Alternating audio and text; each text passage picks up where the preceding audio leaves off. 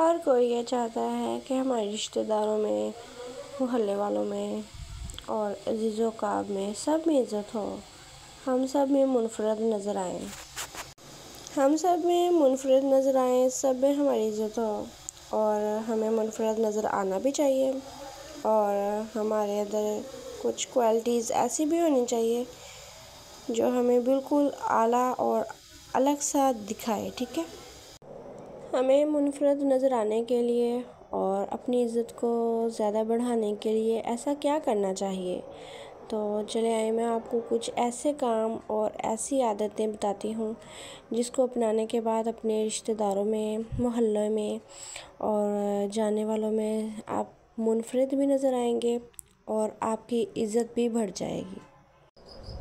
थोड़े से ऐसे काम हैं जो आप कर लेंगे या वो काम आप अपना लेंगे तो यकीन करें आपके रिश्तेदारों में, आपके मोहल्ले में, जानने वालों में आप सबसे मुनफ़रद नज़र आएंगे। वो हैबिट्स कौन सी हैं, तो वो हैबिट्स मैं आपको बताने लगी हूँ। अगर ये हैबिट्स आप अपना लेंगे या ये काम आप कर लेंगे तो आप सबसे ज़्यादा मुनफ़रद नज़र आएंगे और सब में ही आपकी इज़्ज़त हो जाएगी और आप सबसे अलग नज़र आएंगे।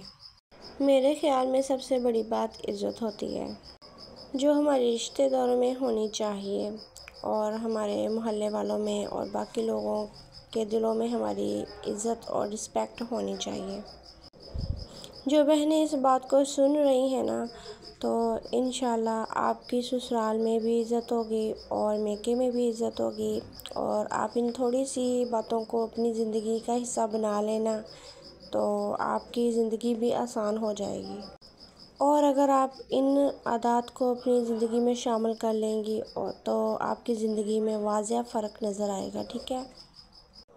इसलिए बिना टाइम वेस्ट किए तो हम कर लेते हैं अपने टॉपिक को स्टार्ट।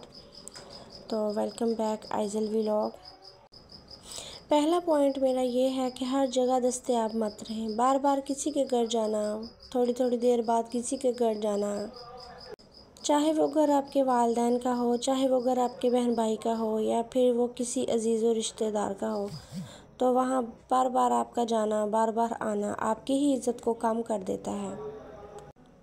ऐसे किसी के घर में बार बार जाने से आपकी इज़्ज़त कम हो जाएगी और लोग आपको इज़्ज़त बिल्कुल नहीं देंगे। और मैं नहीं चाहती कि आप लोगों के घर जाएं या कम जाएं, बस जाएं लेकिन राब्ते कम रखें। ये बात आप आज़मा के देख लें, जहाँ आप जाएंगे, कम जाएंगे, वहाँ आपकी इज़्ज़त ज़्यादा होगी। और चाहे वो आपके किसी भाई का घर हो या वो फिर आपकी किसी बहन का घर हो, चाहे वो किसी रिश्तेदार का घर हो, जहाँ आप ज़्यादा जाएंगे तो लोग आपकी इज़्ज़त नहीं करेंगे और हमारी वैल्यू ज़्यादा होने की बजाय कम हो जाएगी। मेरी ज़िंदगी का तो यही असूल है कि आप जहाँ ज़्यादा जाएंगे, जहाँ ज़्यादा दस्तयाब रहेंगे तो लोग आपकी इज़्ज़त नहीं करेंगे। मैं आपसे यही कहूँगी कि राब्ते कम रखें, अच्छा मिलें, कम मिलें और हर जगह दस्तयाब मत रहें। जहाँ भी जाएं कम जाएं ताकि आपकी इज़्ज़त बरकरार रहे। और अपने अंदर ये बात रखें, जहाँ भी जाएं कम जाएं, थोड़ा जाएं। नेक्स्ट पॉइंट हमारा ये है कि आप में ये आदत बिल्कुल भी नहीं होनी चाहिए कि किसी के साथ हर बात शेयर करें। अक्सर ख़वातीन ऐसा करती हैं कि जो भी उनको मिलता है उनसे सारी बातें कर लेती हैं, उनको अपने घर की आप बीती सारी सुना देती हैं, उनको हर बात कर देती हैं। जब हम हर एक को हर बात कर देते हैं तो वो हमारी इज़्ज़त नहीं करता बल्कि हमारी इज़्ज़त को कम कर देता है और उसकी नज़रों में हमारी रिस्पेक्ट कम हो जाती है, हमारी वैल्यू गिर जाती है। किसी से भी अपने घर की शेयरिंग मत करें, अपनी ज़िंदगी की शेयरिंग मत करें ताकि उसकी नज़र में आपकी इज़्ज़त हमेशा बरकरार रहे। जहाँ आप अपनी घर की इज़्ज़त, अपने मसले बयान करते हैं ना, तो लोग आपकी इज़्ज़त कम कर देते हैं और आपको वो वाली वैल्यू नहीं देते जो आप सोच रहे होते हैं। और नेक्स्ट पॉइंट हमारा ये है कि ओवर सॉरी। अपने मामलात को इतना मत बढ़ाएं कि फिर आपको सॉरी की ज़रूरत पड़े। कुछ बंदे ऐसे होते हैं कि जो बात बात पर लड़ाई करते हैं, और कुछ ख़वातीन भी ऐसी होती हैं जो बात बात पर मूड बनाती हैं, लड़ाई करती हैं, झगड़ा करती हैं और फिर बात सॉरी पर आ जाती है, क्योंकि फिर अगर वो अपनी इज़्ज़त बरकरार रखना चाहती हैं तो फिर उनको सॉरी करना पड़ती है। तो ऐसे मामलात मत रखें कि बाद में सॉरी तक नौबत आ जाए। हमेशा कोशिश करें कि आपसे किसी के साथ ज़्यादती ना हो जाए, चाहे वो कोई भी रिश्ता हो, चाहे वो आपकी इज़्ज़त करे या ना करे, लेकिन आपकी तरफ से उसके साथ ज़्यादती ना हो जाए। अगर ऐसा हो जाता है तो वो इंसान कभी भी आपकी इज़्ज़त नहीं करेगा और उसकी नज़रों में आपकी इज़्ज़त हमेशा के लिए कम हो जाएगी। नेक्स्ट पॉइंट हमारा है कि रिश्तों के पीछे भागना छोड़ दें। पहली बात तो ये है कि रिश्तों के पीछे भागना छोड़ दें। जहाँ आपकी इज़्ज़त नहीं है वहाँ आपको जाना आना नहीं चाहिए। हम अपने रिश्ते को निभाते निभाते इस बात को भूल जाते हैं कि हमारी इज़्ज़त कम हो रही है। हमें ये पता ही नहीं चलता कि हम कब अपनी इज़्ज़त, अपनी वैल्यू को खो बैठते हैं और हमारी इज़्ज़त नफ्स डैमेज हो जाती है। ठीक है, तो उस रिश्ते को बचाने के लिए हम किस हद तक चले जाते हैं हमें ख़ुद भी अंदाज़ा नहीं होता। ठीक है, लेकिन जिनको डंग मारने की आदत होती है ना, वो किसी के भी सगे नहीं होते, चाहे तो वो रिश्ते कितने भी गहरे क्यों ना हो। अगर वो आपको डंग मारना चाहते हैं ना, तो वो आपको डंग मारे बगैर कभी भी नहीं छोड़ सकते। किसी भी रिश्ते को निभाने की कोशिश करें, लेकिन इतना भी नहीं कि एक दफ़ा हो गया, 2 दफ़ा हो गया, 3 दफ़ा हो गया है। लेकिन जब आपको लगे कि वही चीज़ आप सेम बार बार कर रहे हैं, तो इससे अच्छा है कि आप उस मामले में ख़ामोश हो जाएं।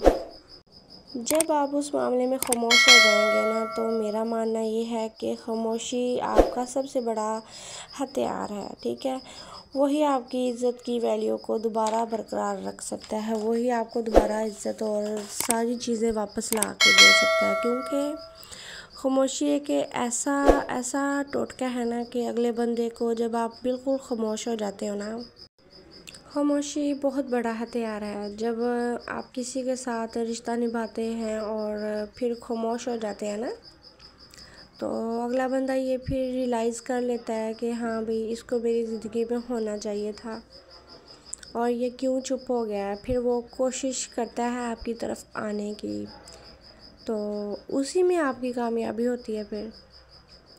तो अगर तो आप लोगों को मेरी ये सारी बातें, मेरी बहनों को समझ आ गई हैं, तो इन पर अमल करें, तो फिर आपकी ज़िंदगी में बहुत फ़र्क आ जाएगा।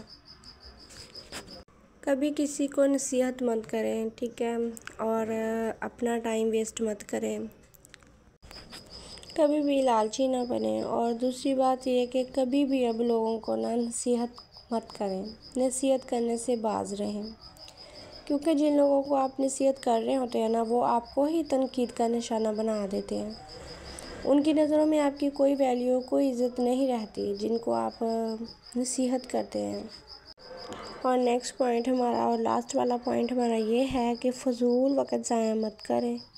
करके काम करके आप मुनफ़रद नज़र नहीं आ सकती। अगर आप में कोई स्किल्स है तो आप उनको अपने काम में शामिल करें। ठीक है, ऑनलाइन काम करें, कुछ भी करें, ताकि आपके घर में भी इज़्ज़त हो।